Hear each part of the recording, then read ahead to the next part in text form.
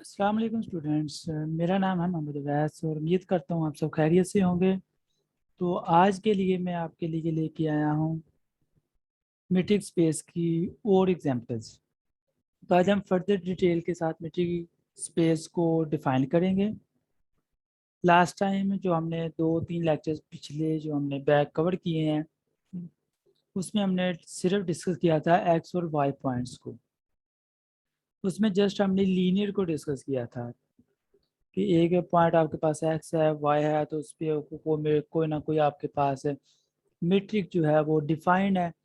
और हमने उस पर कंडीशन जो है मीट्रिक स्पेस की 4 कंडीशन जो है वो हमने अप्लाई करके उसको सेटिस्फाई करवाया था। जो उस कंडीशन को सेटिस्फाई कर जाता था वो हमारे पास एक मीट्रिक स्पेस होता था, और जो नहीं करता था सेटिस्फाई उस कंडीशंस को तो वो हमारे पास मीट्रिक स्पेस नहीं होता था। आज हम जो डिस्कस करने जा रहे हैं वो है सर्कल, यानी कि उसमें हम स्केयरिंग को इंक्लूड करेंगे। X square plus Y square is equal to R square. As you know that this is the equation of a circle. Here I write it x square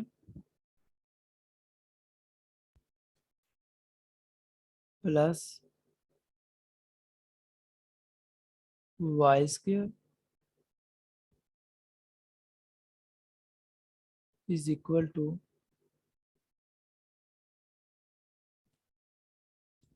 r square. And this one is the radius of a circle and these are the points. So here I write it that this is the circle. Assume that this is a circle and this is the radius of a circle and this is the center of a circle. Let's suppose I denote it by the C.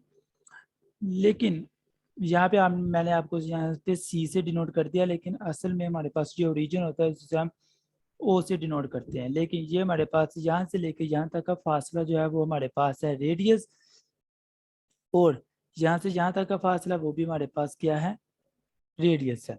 तो अगर हम इस point से यहाँ तक का फासला मालूम करना चाहते हैं तो हम इन दोनों को प्लस कर देंगे, या एक आर को दूसरे 2r से या 2r कर लेंगे, वो हमारे पास एक कतर निकला डायामीटर एक रेडियस का निकल आएगा। तो ये हमारे पास है सर्कल। तो आज हम इसको डिफाइन करने जा रहे हैं। तो हम अपने नोट्स की तरफ चलते हैं, तो वहाँ से आपको ज़्यादा क्लियर हो जाएगा।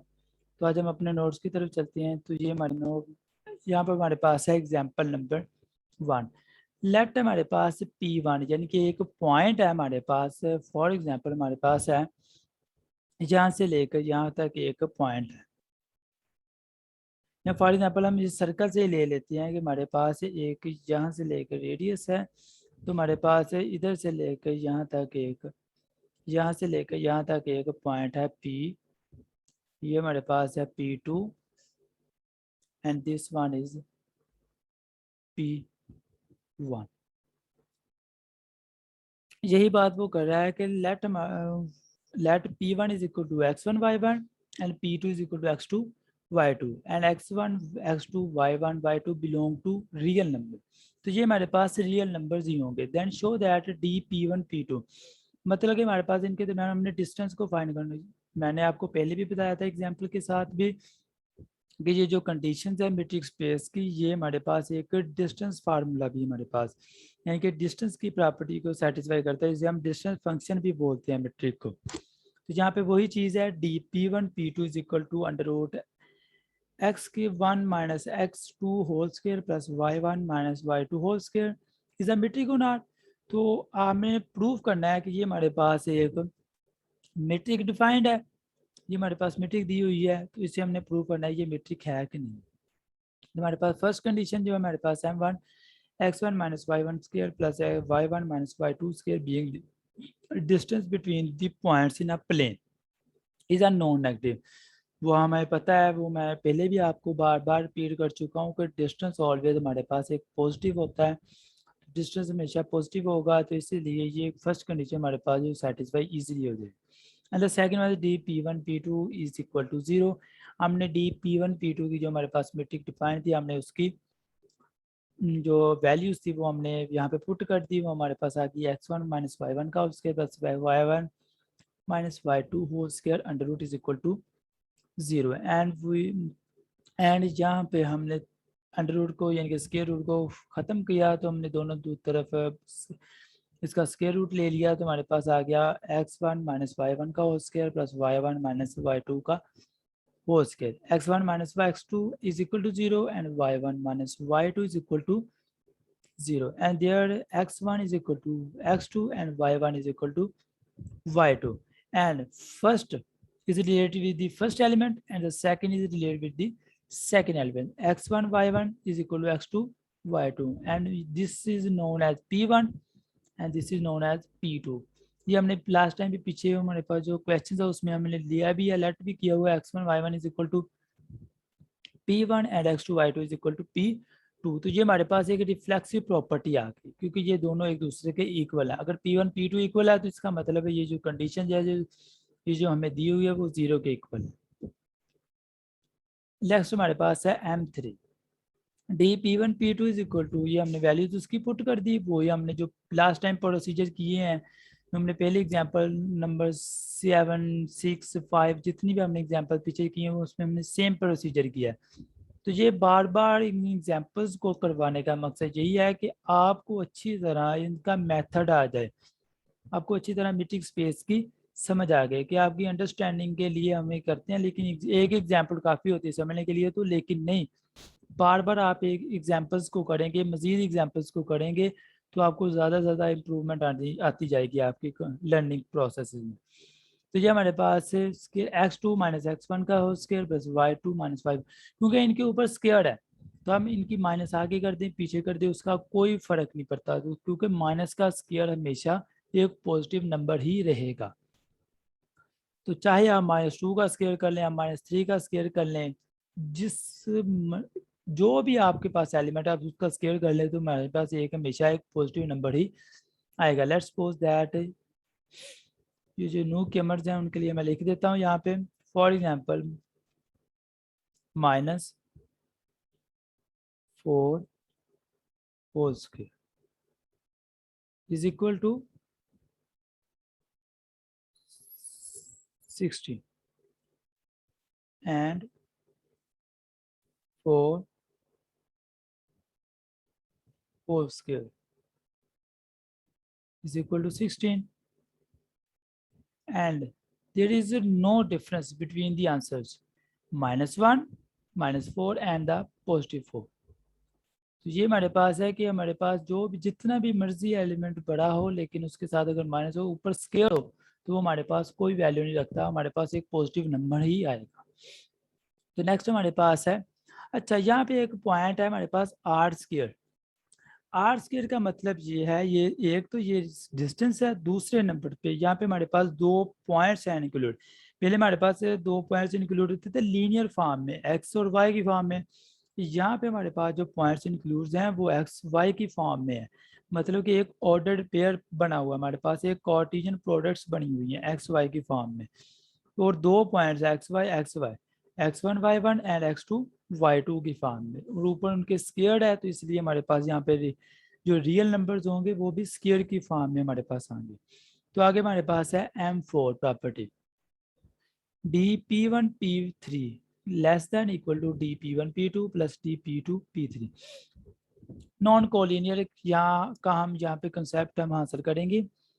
If P1 P2 P3 are non collinear points, मतलब कि एक नॉन कोलिनियर पॉइंट्स है, then they form the vertices of a triangle. तो ये वो हमारे पास है वर्टिसेस कैसे बनाएंगे ट्राइंगल के, and the length of one side, कि एक साइड की जो लेंथ होगी of the triangle is always less than, कि एक साइड की हमारे पास जो लेंथ होगी वो हमेशा एक छोटी लेंथ होगी किससे, the sum of the length of the other two side. For example हमारे पास है, हम यहाँ पे ड्रा करके देख लेते हैं, हमारे पास एक ये ट्राइंगल है,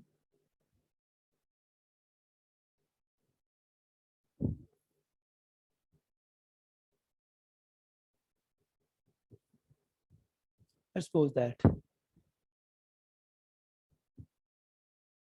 फॉर एग्जांपल हमारे पास ये एक साइड है, एक साइड ये है और दूसरी साइड हम ये कर लेते हैं।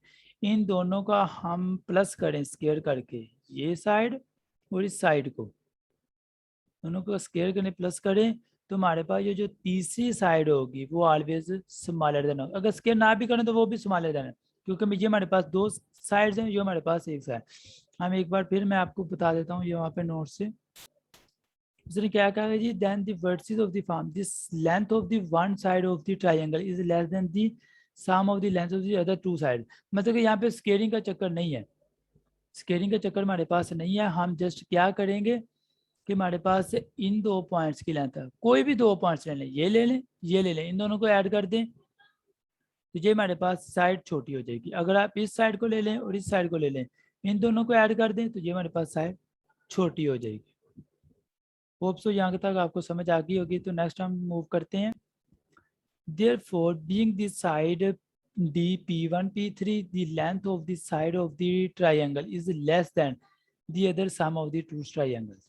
तो हमारे पास फॉर एग्जांपल एक लेंथ हमारे पास DP1 P3 and the second two length are DP1 P2 DP2 P3। तो ये हमारे पास छोटी होंगी। तो ये हमारे हमने यहाँ पे कहा है कि DP1 P3 लेस होगी, ये इक्वल टू वाला साइन यहाँ पे खत्म हो गया, क्योंकि हमारे पास नॉन कोलिनियर क्या होती है कि जी लेस देन इक्वल टू होती है, लेस देन होती है, इक्वल टू नहीं होती।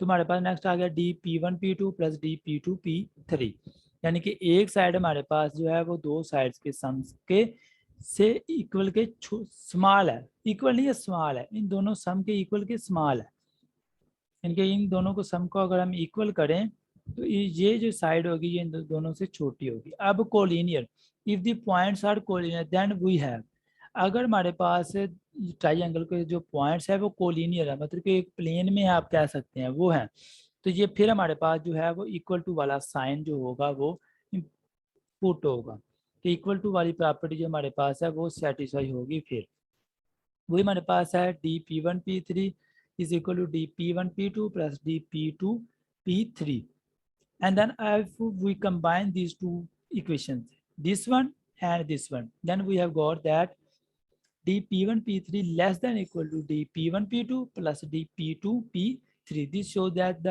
D is a metric on R square। यहाँ पे R नहीं आएगा, यहाँ पे R square आएगा, वो आपको मैं पहले बता चुका हूँ क्योंकि R square के यहाँ पे लाने का मकसद क्या है। आगे हमारे पास है note, when no metric is mentioned on R square। अगर हमारे पास R square सिंपल दिया हुआ हो कि उसने हमें पॉइंट जस्ट दिए हुए हैं और उसने कहा हो कि जी आपने हमें मीट्रिक ना दी हुई, तो it is assume that it carries than Euclidean metric. Euclidean मतलब कि स्टैंडर्ड मीट्रिक, स्टैंडर्ड मीट्रिक हम डिफाइन करेंगे। ये स्टैंडर्ड मीट्रिक थी जो हमने अभी डिफाइन किया। अगर हमारे पास इसके अलावा फॉर एग्जाम्पल हमें पास स्टैंडर्ड भी मीट्रिक नहीं दी हुई क्वेश्चंस में और कोई और मीट्रिक भी डिफाइन नहीं की हुई, तो हम जो क्वेश्चन है वो उसको सॉल्व करेंगे स्टैंडर्ड मीट्रिक के हिसाब से। आगे हमारे पास है क्वेश्चन नंबर 1। आगे हमारे पास थी क्वेश्चन एग्जाम्पल नंबर 1, तो उसी के रेलिवेंट क्वेश्चन था, इसलिए मैंने आपको यहाँ पे हल नहीं करवाया, तो आप ये इजीली हल कर सकते हैं। सोल्यूशन आपका इससे, अगर आपको कोई भी इसमें डाउट हो तो आप मुझसे पूछ सकते हैं। Show that DP1 P2 is equal to x1 minus y1 mod plus y1 minus y2 is a metric on R square, P1 is equal to and P2 is equal to. ये हमारे पास standard उसने metric दी हुई है, metric एक defined है। ये हमारे पास standard metric नहीं है लेकिन एक मीट्रिक दी हुई है। स्टैंडर्ड मीट्रिक वो है जो हमने लास्ट टाइम अभी डिस्कस की एग्जाम्पल नंबर 1 में, तो आप इजीली इसको सोल्व आउट कर सकते हैं। एग्जाम्पल नंबर हमारे पास है अब 2। पहले हमारे पास था हम R को जस्ट डिस्कस करते थे, R की पावर हमारे पास कोई नहीं होती थी, इसका मतलब है 1 होती थी। फिर हमने लास्ट टाइम अभी एग्जाम्पल नंबर 1 जो डिस्कस की उसमें हमारे पास था n की पावर, यानी कि n यहाँ पे तो क्या था R स्क्वायर। तो नेक्स्ट हमारे पास है Rn, मतलब कि अब 2 से भाव कितनी भी R की पावर आ जाए तो हमको उसको सोल्व आउट कैसे करेंगे वो हम यहाँ पे देखेंगे। Let x is equal into x1 y x2 up to so on xn and y is y1 y2 up to so on yn belongs to Rn। अब जब n तक अप्रोच कर रहा है तो हमारे पास R भी होगा जो वो भी n होगा।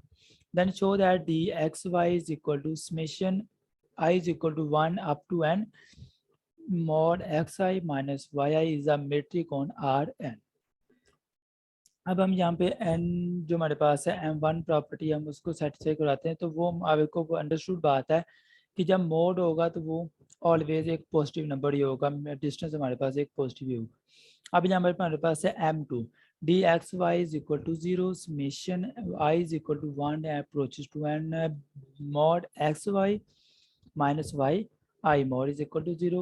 समेशन हमने यहाँ से कैंसिल आउट कर दी तो हमारे पास आ गया mod xi minus yi mod is equal to 0 and then mod is cancel out and then we have got that xi minus yi is equal to 0 and we put the y I on the other side of the equations, then we got that xi minus is equal to yi and the I is जैसे कि यहाँ पे लिखा भी हुआ है कि i किसके इक्वल है 1 के, और 1 से अप्रोच कहाँ पे कर रहा है n थे, तो इसका मतलब है 1 जो है वो छोटा इक्वल टू i को, i छोटा इक्वल टू n से।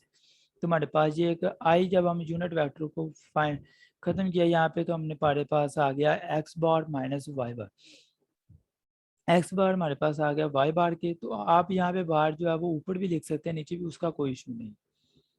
आगे हमारे पास है M3 प्रॉपर्टी, ये अंडरस्टूड बात है, ये हमारे पास भी इजीली सॉल्व आउट हो जाएगी। हमारे पास है ये थोड़ी सी यहाँ पे है, यहाँ पे मैंने M3 लिख दिया, यहाँ पे M4 आएगी तो M3 इजीली सॉल्व आउट है, इसलिए मैंने यहाँ पे M3 को स्किप कर दिया, उसकी जगह हमने M4 को डिस्कस करेंगे। अब dx is equal to summation I is equal to 1 approaches to n and mod xi minus zi mod and then we put that। अब यहाँ पे हमने लेस देन इक्वल टू वाला वो हमने इसकी जो मीट्रिक डिफाइन थी वो हमने पुट की वाई वाई प्लस वाई आई। तो जब हमने उस पर सेपरेट समेशन लगाया तो ये हमारे पास एक इक्वेशन इंक्लूड हो गई। यहाँ में हमारे पास रिजल्ट कौन सा आ गया, d x z less than equal to d x y plus d y z belong to, for all हमारे पास क्या करेगा एक्स वाई जी हमारे पास बिलोंग करेगा आर एन को। ऐसे हमारे पास डी जो है वो मीट्रिक है ऑन आर। तो यहाँ पे हमारे पास 3 पॉइंट्स है, यहाँ पर हमारे पास मैंने 2 लिख लिए, वो मिस्टेक है थोड़ी सी, एक्स वाई जी लिख लीजिएगा यहाँ पे। आगे हमारे पास है एग्जाम्पल नंबर 3। एग्जाम्पल नंबर 3 में हमारे पास है let P1 is equal to x1 y1 P2 is equal to, ऊपर हमारे पास मीट्रिक जो थी वो स्टैंडर्ड मीट्रिक थी, यहाँ पे हमारे पास मीट्रिक जो है वो और एक उसने डिफाइन की। यहाँ पे हमारे पास मीट्रिक जो है वो है maximum of mod x1 minus x2 mod y1 minus y2 mod isometric on R square. तो वो हम देख लेते हैं। पहली बात तो हमारे पास है कि वो अंडरस्टूड बात है कि जब मॉड होगा तो वो ऑलवेज पॉजिटिव होगा, जीरो से ग्रेटर देन होगा, पॉजिटिव लाजमी होगा। तो हमारे पास नेक्स्ट जो है वो m2 है dp1 p2 is equal to 0 and maximum metric हमने डिफाइन कीजिए तो वो हमारे पास दी गई है मीट्रिक, तो वो हमने भी यहाँ पे पुट की। तो हमने यहाँ पे अलग-अलग इनको सेपरेट कर लिए। x1 minus y1 mod is equal to 0 and y1 minus y2 mod is equal to 0 and there x1 is equal to x2 and y1 is equal to y2, then x1 y1 is equal to x2 y2, यानी कि first element first से relate कर गया, second element second element से। तो यानी हमारे पास ये जो पॉइंट्स है वो P1 दिया हुआ, तो इन दोनों पॉइंट्स का हमारे पास P2, तो ये भी हमारे पास डिफाइन होगी।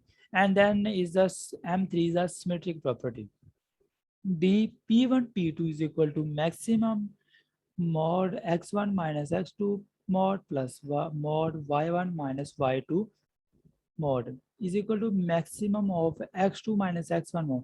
अब ये हमारे पास है mod है, तो हम अंदर माइनस को चेंजिंग करते तो हमारे पास कोई इशू नहीं बनता, हमारे पास कोई क्वेश्चंस में हमारे पास कोई फॉल्ट नहीं बनता। तो इसलिए हमारे पास यहाँ पे सिमेट्रिक जो प्रॉपर्टी थी वो प्रूव हो गई dp2 p1। एंड देन हमारे पास है M4 प्रॉपर्टी, वो हमारे पास क्या है, 3 पॉइंट्स हमारे पास यहाँ पे इंक्लूड हो जाएंगे P1 P2 and P3 and then dp1 P3 is equal to maximum of x1 minus x3 y1 minus y2।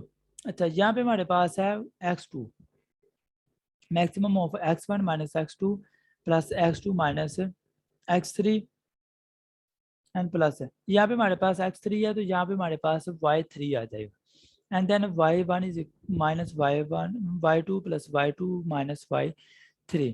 Then हमने इस पे ट्रायंगुलर इक्वालिटी की जब फार्मूला लगाया तो वो हमने पुट किया तो हमारे पास क्या आ जाएगा, maximum of mode x1 minus x2, यहाँ पे एक मोड आ जाएगा एंड देन यहाँ पे एक मोड आएगा तो इससे ये सेपरेट हो जाएगा। तो यहाँ पे मोड आ जाएगा यानी कि y1 minus y2 mod and mod y2 minus y3 mod. तो नेक्स्ट हमारे पास वो आ गई maximum of x1 minus x2 mod, y1 minus y2 mod, then maximum of y2 minus x2 minus x3 mod and then y2 minus y3 mod। ये हमारे पास triangular equality जो हमारे पास थी वो हमारे पास डिफाइन हो गई। फॉर ऑल हमारे पास p1 p2 p3 हमारे पास किसके बिलोंग कर गया, r स्क्वायर को। नोट हमारे पास है minimum of x1 minus x2 and y1 minus y2 is not a metric.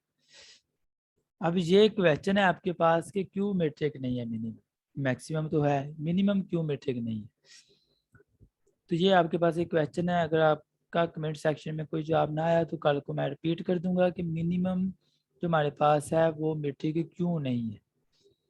तो आज के लिए इतना ही, होप सो आपको यहाँ तक क्लियर हो गया होगा। अदरवाइज अगर आपको कोई भी पॉइंट्स में कन्फ्यूजन है तो आप मुझसे कमेंट सेक्शन में रब्ता कर सकते हैं। आज के लिए इतना ही, उम्मीद करता हूँ आप सबका, अल्लाह आपका हामी नासिर हो। अल्लाह हाफिज़।